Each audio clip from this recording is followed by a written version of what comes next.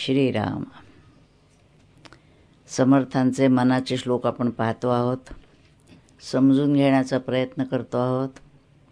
विशेषतः साधनेच्या अंगाने पाहतो आहोत. नुसतं त्याच्यावर चर्चा करायची नसून आपल्याला काय करायचं आहे हे कळलं पाहिजे. तर त्यातला आता हा चौथा भाग आहे. साधारणतः 150 पासून शेवट 205 श्लोकापर्यंतचा जो काही भाग आहे त्यात समर्थांनी काय म्हटलेलं आहे ते आपण आज पाहूया. ह्याच्यामध्ये 2-4 चरण पुन्हा पुन्हा आले. त्याच्यात त्यांनी म्हटलं आहे, मना संत अनंत शोधून पाहे. तो अनंत जो आहे त्याला शोधून पाहायचा आहे. अनंत म्हणजे राघव, आत्माराम जो आहे त्याला. तर आता ह्याच्यामध्ये 2-4 गोष्टी आपल्याला पाहायला लागतात. आपण कुठं आहोत, आपल्याला कुठं पोचायचं आहे, ध्येय काय, प्राप्तव्य काय आहे, तो मार्ग आपल्याला सांगणार कोण आहे, सद्गुरू संत सांगतात. तो मार्ग म्हणजे नेमका काय आहे, साधना ती कशी करायला पाहिजे, ती करत असताना काय अडचणी येतात, त्याच्यासाठी काय धरायला पाहिजे आणि काय सोडायला पाहिजे, हे सगळे मुद्दे महत्त्वाचे आहेत. कारण हे जे ग्रंथ आहेत हे पारमार्थिक साधना सांगणारे ग्रंथ आहेत. पोथ्या पुराणं जे आहेत ते नुसती भाव बसावा यासाठी आहेत. त्याच्यातून आपल्याला साधना मिळत नाही, काय करायचं ते कळत नाही. आपला भाव असावा आणि त्याहीपेक्षा त्याची फलश्रुती जी आहे ते संसारातलं देणारी असते. आणि ह्या ग्रंथांची फलश्रुती जी आहे ते आत्मदर्शन, ईश्वर दर्शन, स्वरूपबोध असा प्राप्त करून देणारी असते. म्हणजे एक ऐहिक देणारी आहे आणि एक आहे ते पारमार्थिक देणारी आहे. म्हणजे एक अभ्युदय आणि एक निःश्रेयस. तर दोन्ही आपल्याला साधायला पाहिजे. त्याच्यासाठी अभ्युदय साधावा, पण त्याला मर्यादा असावी आणि लक्ष मुख्य निःश्रेयसाकडे असावं. पारत्रिक कल्याण हे मुख्य आणि बाकी ऐहिक जे गोष्टी आहेत त्या त्याला आवश्यक म्हणून. कारण देह आहे, मन आहे, बुद्धी आहे, त्याच्या अंगानेच आपल्याला जायचं आहे. त्यासाठी देहाला आवश्यक, मनबुद्धीला आवश्यक तेवढ्या गोष्टीच आपण ग्रहण करायच्या आहेत. तिथं मर्यादा ठेवायची आणि त्याचा उपयोग करून पारत्रिक कल्याण म्हणजे भगवंताचा शोध, आत्म्याचा शोध आपल्याला घ्यायचा आहे. या दृष्टीनं आपण या ग्रंथाकडे पाहायला पाहिजे. म्हणून या ग्रंथांना अद्वैत ग्रंथ असं म्हटलं जातं. द्वैतातले ग्रंथ नव्हे, अद्वैत बोधावर नेणारे, की एकच परमात्मा सर्व ठिकाणी भरून आहे, त्याच्याखेरीज दुसरं काही नाही हे सांगणार आहे. त्यामुळे ह्या गोष्टी बघत असताना काय काय आड येत आहे, आपल्याला जायचं आहे देहबुद्धीपासून आत्मबुद्धीपर्यंत. त्याच्यासाठी सद्गुरू आपल्याला आवश्यक आहेत. टाकायचे ते मुख्यतः अहंता, मीपणा, काम, क्रोध, लोभ, मत्सर, दंभ जे आड येतं ते टाकायचं आहे. कारण मनच आपल्या आड येतं. त्यामुळे त्या गोष्टी टाकायच्या आहेत आणि धरायचं आहे काय तर ध्यान, नाम, ग्रंथवाचन, चिंतन, मनन, त्याचा ध्यास हे घ्यायचं आहे. हे आता महत्त्वाचे मुद्दे लक्षात घेतल्यानंतर मग आपल्याला नेमकं समर्थ काय सांगतात ते बघायचं. देहापासून आपल्याला देहातीत व्हायचं आहे. सत्वरजतमाचा देह आहे, त्या त्रिगुणात असतानाच हळूहळू त्या गुणातून गुणातीत अवस्था घ्यायची. देह आहे म्हणून भीती आहे, आपल्याला भय आहे प्रत्येक गोष्टीचं, निदान मृत्यूचं तरी भयंकर भय आहे. तर त्या अवस्थेतून भयातीत अवस्था प्राप्त करून घ्यायची. मी देह नाही म्हटलं की भय संपलं. पण नुसतं म्हणून काय उपयोग, काय मी देह नाही मग मी काय आहे, मग मी आत्मा आहे सापडला पाहिजे, त्याला शोधायचं. हे सगळं सांगण्यासाठी श्लोक आहेत. आता त्याच्यातले समर्थ काय म्हणतात ते बघूया. तर ह्याची सुरुवात जी आली आहे त्याच्यामध्ये त्यांनी पहिल्या 4-5 श्लोकात 47व्या श्लोकापासून जिथं आपल्याला पोचायचं आहे त्याचं स्वरूप सांगितलं आहे. कसा आहे तो देव. आपण देवाऱ्यातला देव पाहतो, रामाची मूर्ती, कृष्णाची मूर्ती जी काय असेल, शिवाची, दत्ताची जे काय असेल ते पाहतो आणि आमचा देव असा आहे असा आहे. किंवा 10-20 देव असतात, सगळ्यांची आपण पूजा करत असतो. पण समर्थ त्याचप्रमाणे सांगतात त्याप्रमाणे की वस्तुतः तुटेना फुटेना चळेना ढळेना निर्गुण निराकार देव आहे. तो तुटतही नाही, फुटतही नाही, चळेना ढळेना, सदा संचला, सर्व ठिकाणी भरून आहे. फक्त देवाऱ्यातच नाही तो, पण मीपणे ते कळेना. सर्व ठिकाणी भरून राहिलाय, पण आपलं लक्ष नाही. आपलं लक्ष कशाकडे आहे? देहाकडे. त्याला काय पाहिजे, त्याला काय खायला घालायचं, कोणते कपडे घालायचे, कोणते दागिने, आपली पोझिशन, मान पान, मोठेपणा, हे जोपर्यंत शोधताय तोपर्यंत सदा संचला, मीपणे तो कळेना. हा देह मी असं म्हटल्यामुळे तो कळेना. असा जो कळत नाहीये तो शोधायचा आहे. म्हणून मना संत अनंत शोधून पाहे. तो संत अनंत जो आहे तो शोधायला सांगितलेला आहे. सहज समोर दिसला असता प्रश्न नाही. आपण आपल्याला गोष्ट एखादी हवी असली की त्या शोधायच्या मागं जातो, परंतु जे शोधायला पाहिजे ते शोधत नाही. तो कसा आहे? निराकार, आधार ब्रह्मादिकाचा. निराकार आहे, ब्रह्मादिकाचा आधार आहे. जे जे काही आकाराला आलं ते कशाच्या आधारावर आलं त्याला शोधायचं. अधिष्ठान काय आहे त्याला शोधायचं. म्हणून ब्रह्मादिकाचा जो आधार आहे त्याला शोधा. जया सांगता शिणली वेद वाचा. त्याचं वर्णन करायला गेलेत वेद, पण वेदाची वाणी देखील शिणली, नाही वर्णन करतायत. ज्याला तुम्ही परमात्मा म्हणता, ब्रह्म म्हणता, परमेश्वर म्हणता, त्याला वर्णन करायला गेले तर वेद म्हणतात न इति न इति, नाही सांगता येत नाही. मग काय करायला पाहिजे? विवेके तदाकार होऊन राहे. पुन्हा पुन्हा त्यांनी ते म्हटलंय. पुढे म्हटलंय एका ठिकाणी की तदाकार वृत्ती हे वळेना. वृत्ती वळत नाही तदाकार व्हायला. त्याला शोधायचं म्हणजे आपणच ते व्हायचं. तो एक आहे, मी एक आहे, मी त्याला भेटायला जाणार आहे, असं जसं माणसाला भेटायला जातो तसं त्याला भेटायला जायचं नाही आहे. मी तोच आहे खरं म्हणजे, म्हणून माहिती नाही. म्हणून ते म्हणतात विवेके तदाकार होऊन राहे, मना संत अनंत शोधून पाय. जगी पाहता चर्मचक्षी न लक्षे. जगात आपण अनेक गोष्टी पाहतो, चर्मचक्षूने पाहतो, डोळ्यांनी पाहतो. काही पाहायचं आहे म्हटलं आपण म्हणतो डोळे पाहिजेत, प्रकाश पाहिजे, म्हणजे असं त्याला पाहतो. ती एक वस्तू आहे आणि एक मी आहे. मी पाहणारा आहे द्रष्टा, आणि ते दृश्य आहे, आणि मध्ये दर्शन आहे. या त्रिपुटीनं आपलं पाहणं चाललंय प्रत्येक गोष्टीचं. आणि इथं त्यांनी म्हणतात त्या ठिकाणी चर्मचक्षू उपयोगी पडत नाहीत, कारण ती डोळ्यांनी पाहण्याची दृष्टी नाही. जगी पाहता ज्ञानचक्षी, ज्ञानाने पाहूया, ज्ञानचक्षुनी. चर्मचक्षूपेक्षा ज्ञानचक्षू बरे उघडतात ते ध्यानाने नामाने. तरी देखील ज्ञानचक्षुनी जेव्हा आपण पाहायचं असं म्हणतो तेव्हा पुन्हा द्वैतच येतं. त्यामुळे ज्ञानचक्षू देखील नाही. चर्मचक्षू ज्ञानचक्षू हे एकमेकाचा सापेक्ष आहेत. तो ठाईचा अलक्षू लक्षवे ना असं म्हटलंय. म्हणून अलक्षास लक्षित जावे. मला दिसतच नाही म्हणतात, ज्ञानचक्षू नाही, चर्मचक्षू नाही. मग जाऊ द्या ना. मग जाऊ द्यायचं असलं तर जाऊ द्या, पण तुम्हाला जर आनंद समाधान पाहिजे असेल तर त्याचा शोध घ्या, म्हणजे शाश्वत आनंद मिळेल. बाहेरचा आनंद तात्पुरता.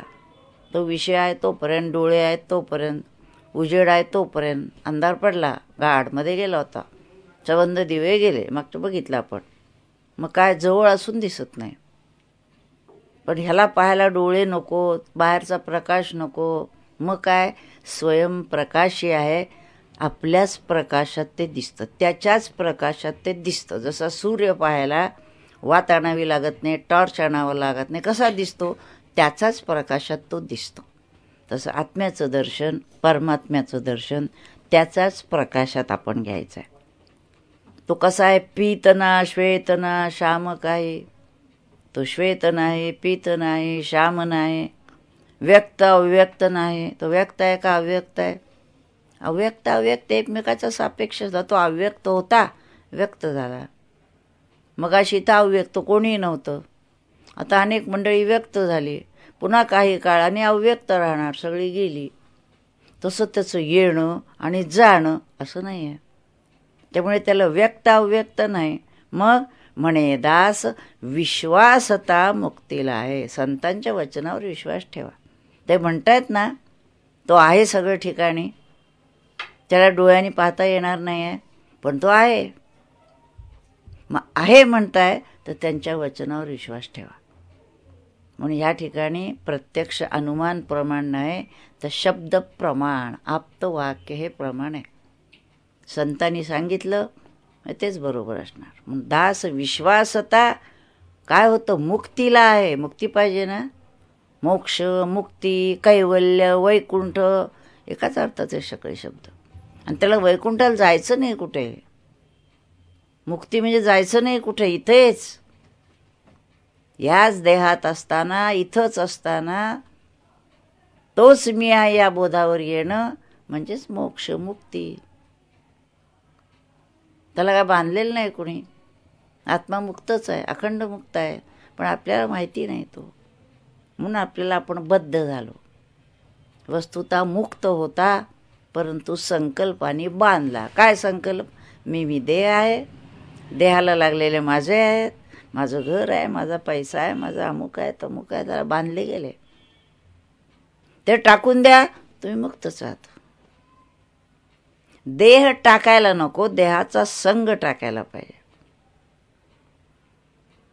म्हणजे कसं, आपण जर काही वेळ म्हणतो आमच्या शेजारीच राहतात आहो, मग तुमचा काही संबंध नाही. अहो शेजारी हो, 25 वर्ष शेजारी हो, पण काही संबंध नाही. ते कसं जमतं? तसं देहातच आहोत, पण देहाचा संग नाही माझा. देहाला हवं ते देतोय आम्ही, पण माझा आणि देहाचा संबंध नाही. कारण आत्म्याची लक्षणं वेगळी, देहाची लक्षणं वेगळी. वस्तुतः दोन एका ठिकाणी येऊ शकत नाहीत, पण एका ठिकाणी आहेत पण वेगळे आहेत हे समजणं याच्यासाठी साधना. देहातच आहे, घरातच राहतो, पण घर म्हणजे मालक नव्हे. घर वेगळा आणि मालक वेगळा. हे जसं समजून घ्यायचं, तसं ध्यानाने नामाने लक्षात आणायचं.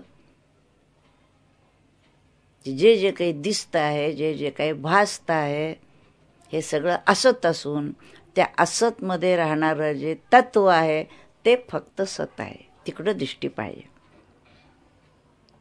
मग आता काय करायचं? खरे शोधिता शोधिता शोधत आहे, त्याला शोधायला पाहिजे, शोध घ्यायला पाहिजे. कुठे? बाहेर नाही, रस्त्यात नाही. तीर्थयात्रा करून सापडणार नाही तो. इकडं फिरतायत, तिकडं फिरतायत, आज शोधायचं. आणि मना बोधिता बोधिता बोधत आहे. मनाला सारखा बोध करायला पाहिजे की तू कुठून आलायस. मनालाही विचारत, तू कुठून आलायस? आत्म्यापासून आलायस. तू शांत राहा की तिथंच जाऊन पोचशील. तू अंतर्मुख हो की तिथंच पोचशील. पण होत नाहीत. परी सर्व ही सज्जनाचे नियोगे. सगळ्या संतांच्या संग, ह्याच्यावर भर समर्थांचा फार आहे. संतांच्या संगतीत हे होतं. ह्याचा अर्थ काय? की संत आपल्याला सारखं सांगत राहतात, जागं करत राहतात की तुला काय करायचं आहे, कशासाठी तुझा जन्म आहे, नरजन्मातून तुला काय मिळवायचं आहे, देहसंग टाकायचा म्हणजे कसा टाकायचा, हे सारखं जागृत करत असतात. म्हणून सज्जनांच्या संगतीत ह्याचा अर्थ तिथं नुसतं बसून होणार नाही, त्यांच्या पंक्तीला जेवून होणार नाही आहे. त्यांचा बोध जो आहे त्या बोधाच्या संगतीत राहिलं पाहिजे. मना सार साचार ते वेगळं रेल. मनाला बोध करतात, कारण मनालाच वळवायला पाहिजे. सगळ्यात अवघड ते आहे. देह एक वेळ वळेल पण मन वळत नाही. म्हणून सगळ्यामधलं सार काय आहे ते खरं आहे, लक्षात ठेव. समस्तामध्ये एक ते आगळे. सगळ्यामध्ये एकच एक आहे तत्व. माणसं जरी वेगळी वेगळी दिसली, पशु पक्षी कीटकापासून ब्रह्मदेवापर्यंत नाम रूप वर्ण सगळं जरी वेगळं वेगळं दिसलं तरी सगळ्यामध्ये एकच एक तत्व भरून आहे. त्याच्याकडे दृष्टी दे. ते कसं कळेल? नवे पिंडज्ञाने नवे तत्वज्ञाने. पिंडज्ञान शरीराचं ज्ञान आहे, सगळं डॉक्टरना असतं तसं. मग ते ज्ञान घेऊन परमात्मा कळेल का? नवे पिंडज्ञान. नाही तर सगळे डॉक्टर आत्मसाक्षात्कारी झाले असते. नवे पिंडज्ञान आहे. मग तत्वज्ञानाचे प्राध्यापक आत्मसाक्षात्कारी झाले असते. काहीच नाही, उलट दिसतं की लांबच जातात.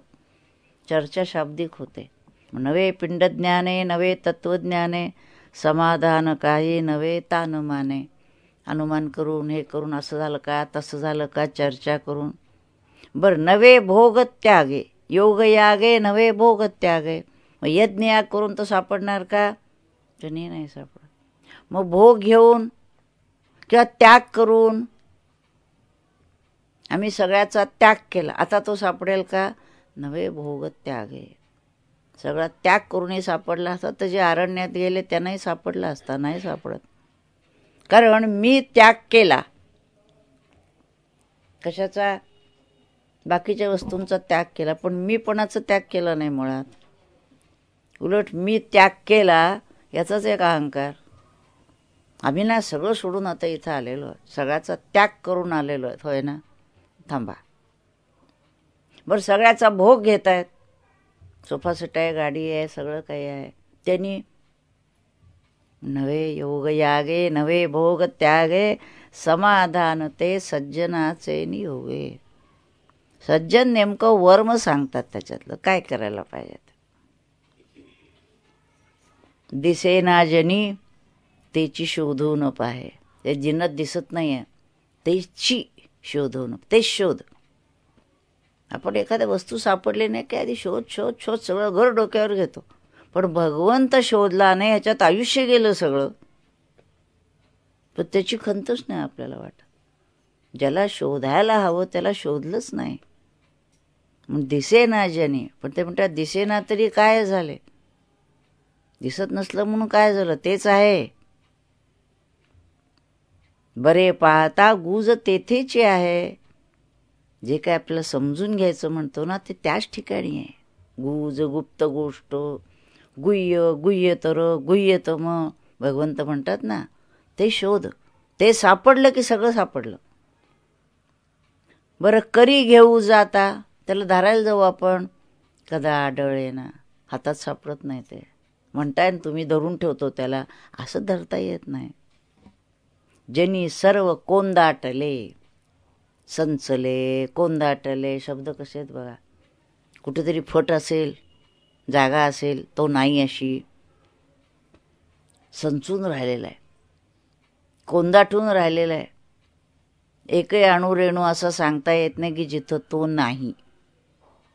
पण तरी आपल्याला कळत नाही, कारण बघतच नाही त्याच्याकडे. म्हणे जाणता तो जनी मूर्ख पाहे. एखादा जर कोणी म्हणला मी त्याला जाणला, मी त्याला जाणला, त्याला मूर्ख म्हटलेलं आहे. कारण मी त्याला जाणला, आणि उलट मी त्याला जाणला ह्याचा एक अहंकार. ते म्हणतात म्हणे जाणता तो जनी मूर्ख पाहे. अतर्काशी तर्की असा कोण आहे? तो अतर्क आहे, बुद्धीत सापडणार नाही. आणि तो तर्काने मी पकडला असं शक्य नाही. मनाने नाही, बुद्धीनं नाही, देहाने नाही. मग ज्यांनी मीपणे पाहता पाहावे ना, म्हणून पुन्हा पुन्हा त्यांनी मीपणावर समर्थांचा जोर आहे. मीपणाने तुम्ही त्याला पाहायला गेलात, पाहायला सापडत नाही. मग ध्यानात आपण काय करतो? सगळं सोडतो तेव्हा तो सापडतो. पुन्हा पुन्हा लक्षात ठेवा. देहाचं भान नाही, मनाचं नाही, बुद्धीचं नाही, आजूबाजूच्या परिस्थितीचं नाही. हे सगळं भान जेव्हा संपतं त्या ठिकाणी तो आहे याच्यावर विश्वास ठेवावा. हे भान सोडायचं कसं? तर त्याच्यामध्ये जो गुंतलेलो आहो आपण, ते मन त्याच्यातून बाहेर काढलं पाहिजे. श्रुती न्याय मीमांसके तर्कशास्त्रे. अनेक तर्कशास्त्र आहेत. श्रुती न्याय शास्त्राच्या अंगाने त्याला बघायला जातो आपण. स्वये शेष मौनावला. शेष देखील त्याच्या संबंधी काही बोलू शकत नाही. पण म्हणून मना सर्व जाणीव सांडून राहे. मनाला सांगतात तुला ही जी जाणीव आहे ना, सगळ्या शास्त्रांचा अभ्यास केला आहे मी, आता तरी तो सापडेल का नाही? हां, तुला वाटतंय ना सगळ्या शास्त्रांचा मी अभ्यास केला, ही जाणीव आहे ना, नाही सापडणार. जेणे भक्षिका, जेणे मक्षिका भक्षिली जाणीवेची, मक्षिका म्हणजे माशी, जाणीवेची माशी पोटात गेली. आता अन्न जिरणार कसं? माशी जर पोटात गेली तर काय होतं? सगळं बाहेर पडतं. तसं जोपर्यंत जाणीवेची माशी भक्षण केलेली आहे, तया भोजनाची रुची प्राप्त कैची. म्हणून अहंभाव जा मानसीचा विरेना, तया ज्ञान हे अन्न पोटी जिरेना. ज्ञानाचं अन्न जर पोटात जिरायला हवं असेल तर ही जाणीवेची मक्षिका आहे ना, ही टाकून दिली पाहिजे. हे ज्ञान तर करून घेतलं पाहिजे, पण ती जाणीवही टाकली पाहिजे. मग आम्ही अज्ञानी बरे की, अज्ञानी बरे नाही, ते ज्ञान मिळवायचं आहे आणि त्याची जाणीव टाकायची. बघा कसं काय सांगितलंय, कसं काय जमताय ते बघा. सगळं समजून घ्यायचंय, समजून घ्यायचंय. आणि असं समजून घ्यायचंय की साधने जे साधावे ते आपणचे स्वभाव आहे. पण हे कळतं केव्हा? साधना केल्यानंतर. बरीचशी वाटचाल केल्यानंतर मग लक्षात यायचंय की असं धडपड धडपड धडपड करून त्याला मिळवायचं नाहीये. ही धडपड देखील जिथं संपते तिथं तो सापडतो. पण ही धडपड कसली आहे? त्याच्याकडे जाण्याची धडपड आहे. आणि बाकीची जी आपली संसारातली धडपड आहे ती ऐहिकासाठी धडपड आहे. दोन्हीत फरक आहे. स्वामींनी याच्यामध्ये ब्रह्मसूत्रात सांगत होते किंवा योगसूत्राच्या स्वस्वामी शक्ती, त्याच्यावर त्यांनी विवरण केलेलं होतं की जे जे काही बाहेर आपलं आहे त्याचा उपयोग करायचा आहे, परंतु त्यातल्या कोणत्या गोष्टीचा उपयोग केला असता आपण तिकडं जातो आणि कोणत्या गोष्टीने आपण त्याच्यापासून लांब जातो हे बघायला पाहिजे. पावलं चालतायत खरी, त्याच्या दिशेनं चालतात का विरुद्ध दिशेनं चालतात? सामान्यतः विरुद्ध दिशेनं चालत असतील. जेवढा तुम्ही संसार वाढवता, जेवढा व्याप वाढवता, जेवढे नातेवाईक, जेवढी माणसं, अहो आमचं सर्कल खूप मोठं आहे. लग्नाला किमान तरी आमचे 500 लोक येणार. वाढलत ना, बुडलात त्याच्यामध्ये. वास्तविक लक्षात यावं, कोणी आपलं नाही बाबा. येताना एकटा आला, जाताना एकटा जायचा. असू देत सगळी, पण त्यात गुंतू नको. जितकं मोठं सर्कल, जितकं प्रेस्टीज जास्ती, जितका पैसा जास्ती, मान सन्मान जास्ती, अडकला. मग ते टाकून द्यायचं का? असू दे, पण लक्षात घ्या माझ्याशी त्याचा काही संबंध नाही. हे फार अवघड. ज्याला कोणीच विचारत नाही त्याला जरा सोपं आहे. पण ज्याला फार जगात मानमरातब आहे, मोठेपणा आहे, त्याला ते टाकणं, कारण ते मिळवण्यासाठी आयुष्य घालवलं आहे. आत्तापर्यंत जे आयुष्य गेलं ते सगळं जोडण्यासाठी गेलेलं आहे. आता टाकायचं कसं काय शक्य आहे? जितका जगात तो मोठा मानमरातब तितकी विरक्ती अवघड, वैराग्य जमणार नाही. अहो मोठ्या कष्टाने सगळं हे मिळवलं आहे, होय ना. मग आता ते सगळे दगड बांधून बुडा. अटे दगड आहेत सगळे. मानमरातब, मोठेपणा, कीर्ती, नाव, एक पाठीशी दगड, एक पोटाशी दगड, एक डोक्याशी दगड, आणि भवसागरातून तरायचं आहे. कसे तरणार? ते टाकायला येतं का बघा. ते जर टाकायला आलं ना तर पोहणाऱ्या मंडळींना माहिती असेल की पोहण्यासाठी, तरण्यासाठी काही करावं लागत नाही. नुसता पडला की तरंगतो. अनुभव असेल तर कोणी बघा. शांत नुसतं तुम्ही जर पाण्यावर पडून राहिलात तर आपोआप तरंगतो तो. पण धडपड धडपड करायला लागलात की बुडतो. मग एक तर ते तरण्याचं कौशल्य माहिती पाहिजे, नाही तर बुडतो. म्हणून संत सगळ्यात असतात, पण त्यांना ते तरंगण्याचं कौशल्य असतं. त्यामुळे ते वैभवात जरी दिसले तरी त्यात बुडत नाहीत. आणि सामान्य मनुष्य मात्र त्याच्यात बुडतो. त्यामुळे सगळ्यात आहे पण नाही हे मिळवता आलं पाहिजे. सगळ्या गोष्टी आहेत भोगण्याजोग्या. भोगल्यासारखा दिसतोही आहे तो 4 लोकांसारखा, तथापि तो त्यात नाही. ही अलिप्तता जमली पाहिजे. नको रे मना वाद घालू नकोस, नाना प्रकारचे भेद नको काही करू.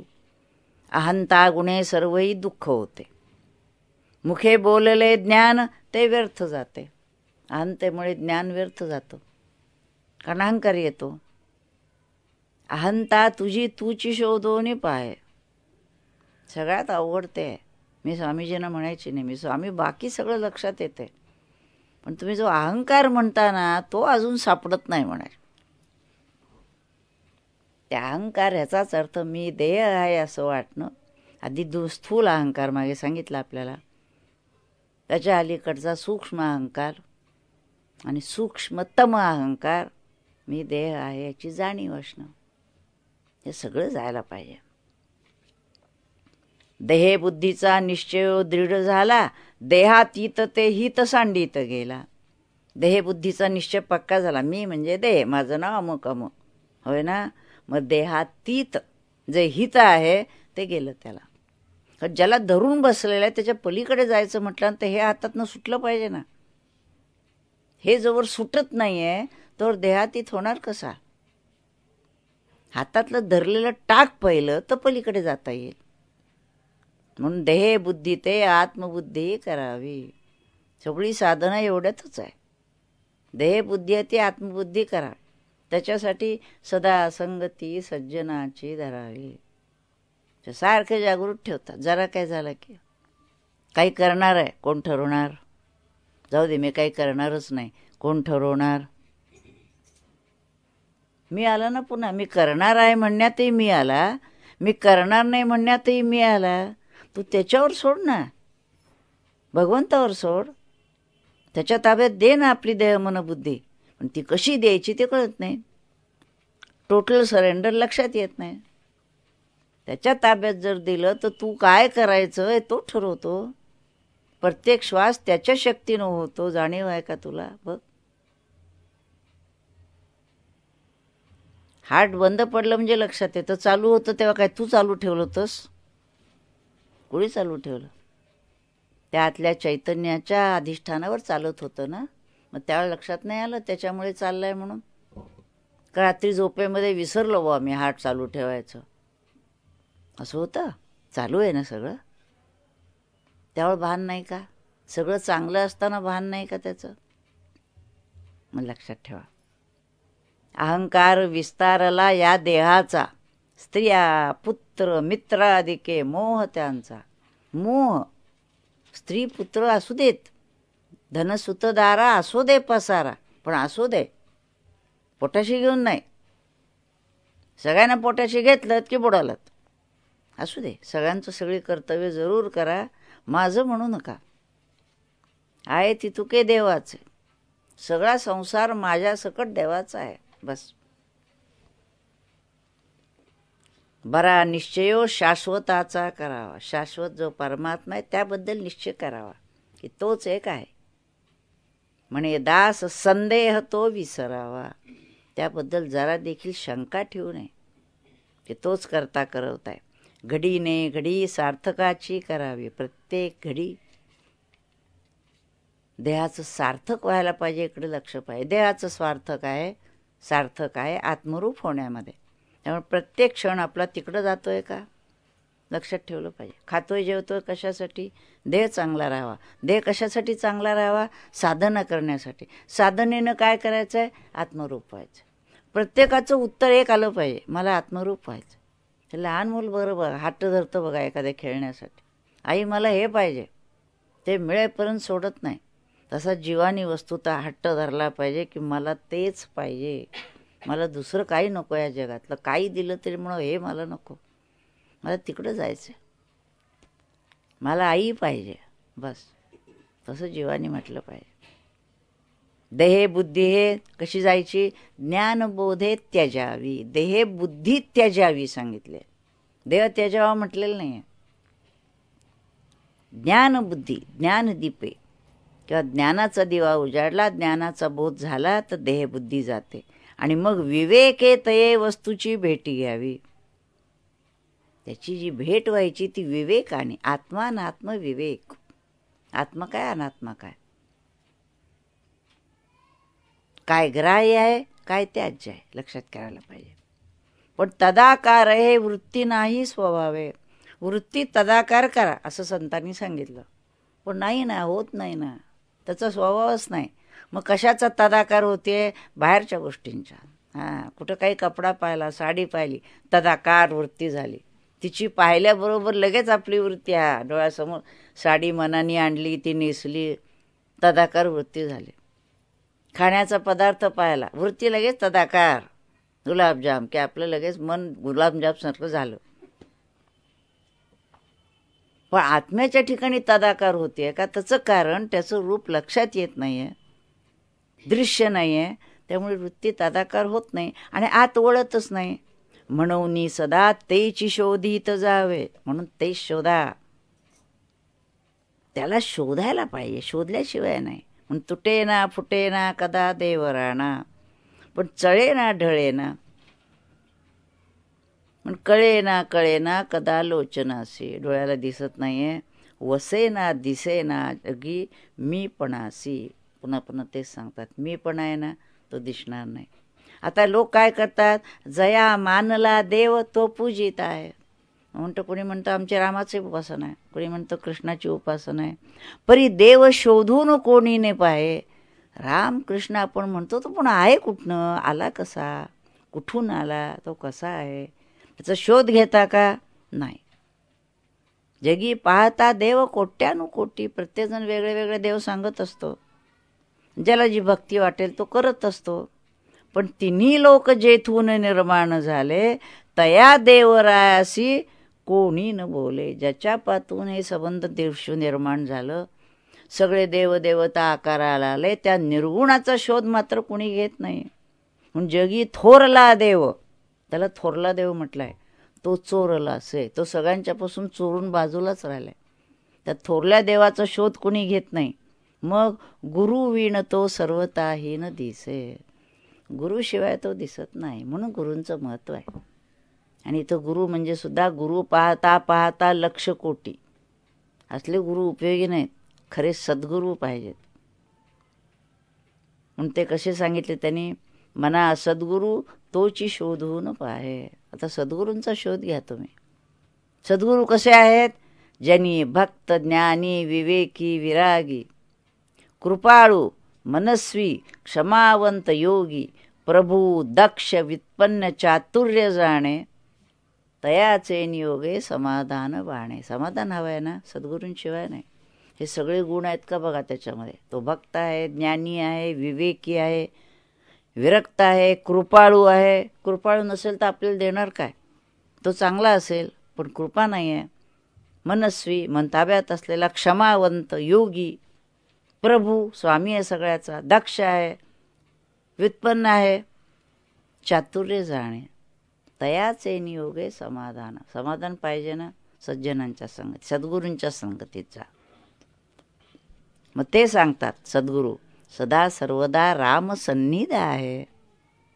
अरे तुझ्याजवळ आहे बाबा तो. मना सज्जना सत्य शोधून पाय, तुझ्या आत आहे, इथं आहे, इथं आहे, शोधून पहा. अखंडित भेटी रघुराजे योगू. अरे तुझी त्याची भेट अखंड आहे, तून तो दोन नाही. परमात्मा वेगळा, आत्मा वेगळा आणि मी वेगळा नाही, दोन्ही एकच आहे. अखंडित भेटी रघुराजे योगू, मना सांडिरे मी पणाचा वियोग. गोष्टीत प्रसंग सांगायला वेळ नाही, पण तू सांगता येता. मी स्वामीजींना म्हटलं असंच काहीतरी बोलताना की नाही जायला जमणार असं काहीतरी. म्हटलं असू दे ना, अखंडित भेटी, अवकाश आहे अजूनही म्हणले. मी म्हटलं तुम्हीच सांगितलं ना अखंडित भेटी रघुराजे योगू, ते म्हणले अवकाश आहे अजूनही. पहिली साधना करा, मग त्या बोधावर गेल्याशिवाय नाही. अखंडित भेटी व्हायला तुम्ही ते एकरूप झालं पाहिजे. मग लक्षात येतं की भेटायला वेगळं कुठं जायचं नाही, अखंड भेट आहे. मना भासले सर्व काही पाहावे. जे काय समोर दिसतंय ना पहा. तर सारखे डोळे मिटून काय तुम्ही राहणार नाही. परिसंग सोडून सुखे राहावे. पाहावे, लांबून पाहावं. हे खरं नाही म्हणावं. देह भान हे ज्ञानशस्त्रे खुडावे. देहाचं भान आहे ना, ते खुडण्यासाठी काय पाहिजे? ज्ञानशस्त्राने अज्ञानाचा छेद घ्यायचा आहे. ज्ञान झालं की लक्षात येतं की काही खरं नाही म्हणून, आणि मग विदेहीपणे भक्तिमार्गाची जावे. मग देहापासून वेगळं होऊन भक्तिमार्गाने जावं. तया निर्गुणा लागी गुणी पाहावे, परिसंग सोडून सुखे राहावे. संग सोडून राहा. या संघावर त्यांनी फार चांगलं दिलेलं आहे. पुढे 2-4 श्लोक आहेत, त्याच्यामध्ये याचं राघवाचं रूप सांगताना अणुरेणुकाही त्याच्याशिवाय नाही, रीता ठावया राघवे विण नाही, नभा सारखे रूपया राघवाचे, हे सगळं सांगतात. आणि दुजे विण जो तोची तो हा स्वभाव. दुजे विण, दुसरा इथं कोणी नाही, तोच फक्त आहे, असं लक्षात घ्यायला पाहिजे. आणि शेवटी त्याला म्हणतायत मना गुजये तुझं प्राप्त झाले. तर त्यासाठी अंतरी पाहिजे यत्न केले. हे समजून घेण्यासाठी तुला कष्ट केले पाहिजेत. पण शेवटच्या 2-3 श्लोकात ते म्हणतायत मना सर्वही संग सोडून द्यावा. सर्व सोडून द्यावं म्हणत ते संग सोडावा. अति आदरे सज्जनाचा धरावा. इकडला संग सोडून द्या आणि सज्जनांचा संग धरा. जयाचे निसंगे महादुःख भंगे. सज्जनांच्या संगतीत राहिलात की ज्याला महादुःख वाटत असतं ते भंगतं. सकाळी उठल्यापासून बघावं तर दुःखाच्याच कहाण्या सांगत असतात सगळेजण, कारण देहभावावर असतात. पण ह्याची संगती धरली की दुःख संपतं. म्हणून म्हणा संग हा सर्व संगास तोडी. मना संघ हा याचा अर्थ सज्जनांचा संघ जर धरला तर इकडले सर्व संघ सुटतात. म्हणून एका ठिकाणी ज्ञानेश्वर महाराजांनी म्हटलंय सद्गुरू हा सोयरा झाला की इतर सोयरे संबंध आपोआप कमी होतात. मग एकच सद्गुरू खरा आपला सोयरा राहतो आणि बाकीचे सोयरे आहेत, असू दे, त्यांना सांगायला जायचं नाही तुमचा संबंध सुटला म्हणून. पण लक्षात असं ठेवावं त्यांना मनामध्ये की हे काही आपले सोयरे नाहीत, सद्गुरू हे आपले सोयरे, भगवंत हा आपला सोयरा. म्हणून मना संघ हा सर्व संघास तोडी. मना संघ हा आणखी काय करतो, मोक्ष तात्काळ जोडी. इकडला संघ सोडला की मोक्ष तात्काळ जोडायला अवघड नाही आहे. हे धरलाय आणि ते धरायला बघतो म्हणून गोंधळ आहे. मोक्ष तात्काळ जोडी. मना संघ हा साधका शीघ्र सोडी. साधका सामान्य माणसाला नाही, साधना जर करत असेल तर ह्याला धरला की इकडला संघ शीघ्र सोडी, ताबडतोब सुटतो. मना संघ हा द्वैत निशेष मोडी. द्वैत संपून जातं. याचा संघ धरला की आपण हळूहळू त्याच्याशी कसे एकरूप होतो ते सांगता येत नाही, आणि जे द्वैत होतं ते संपून जातं. सांगता येत नाही म्हणजे धरलं पाहिजे तिथे, हे महत्त्वाची गोष्ट आहे. म्हणजे शेवटच्या श्लोकात त्यांनी सांगितलंय मनाची शते ऐकता दोष जाती. हे जे मनाचे श्लोक आहेत हे खऱ्या अर्थाने जर ऐकले, चिंतन मनन केलं, साधना केली तर मग सगळे दोष नाहीसे होतात. मती मंदते साधना योग्य होती. मग बुद्धी जरी कमी असली तरी चालेल, फार बुद्धी लागत नाही परमार्थाला. उलट फार बुद्धी असली ना तर ती आड येते, गरजेपुरती पुरे. म्हणून मती मंद, कारण अहंकार येतो त्याचा एक. त्यामुळे मती मंद जे असतात ते साधनेला योग्य होतात. चढे ज्ञान वैराग्य सामर्थ्य अंगी, म्हणे दास विश्वासता मुक्तिभोगी. ज्ञान वैराग्य आणि सामर्थ्य चढतं वाढतं पाहिजे. सामर्थ्य म्हणजे बाहेरचं सामर्थ्य नव्हे, आत्मिक सामर्थ्य आहे. ज्ञान आणि वैराग्य एकमेकाचा सापेक्ष शब्द आहेत, एकाच नाण्याच्या 2 बाजू आहेत. वैराग्याशिवाय ज्ञान नाही, आणि ज्ञान आलं वैराग्य आपोआपच आहे, गृहीत धरायचं. हे आत्मिक सामर्थ्य येतं आणि त्याच्यावर विश्वास ठेवला असता मुक्तिभोगी, मोक्ष आपल्याला सहज प्राप्त होतो. म्हणून या शेवटच्या श्लोकामध्ये मनाच्या श्लोकाची फलश्रुती काय आहे ती सांगितली. त्यामुळे उपोद्घात, उपसंहार आणि त्याच्याकडे जाण्यासाठी काय काय करायला पाहिजे, एवढं मनाच्या श्लोकाचे काही श्लोक जरी कळले तरी आपला मार्ग मोकळा आहे. सगळं उपनिषदांचं सार त्यात आलं आहे. आपण थोडं थोडं समजून घेतलं आहे. साधना करून आपण त्या दिशेनं जाण्याचा प्रयत्न करूया. हरिओम तत्सत. जय जय रघुवीर समर्थ.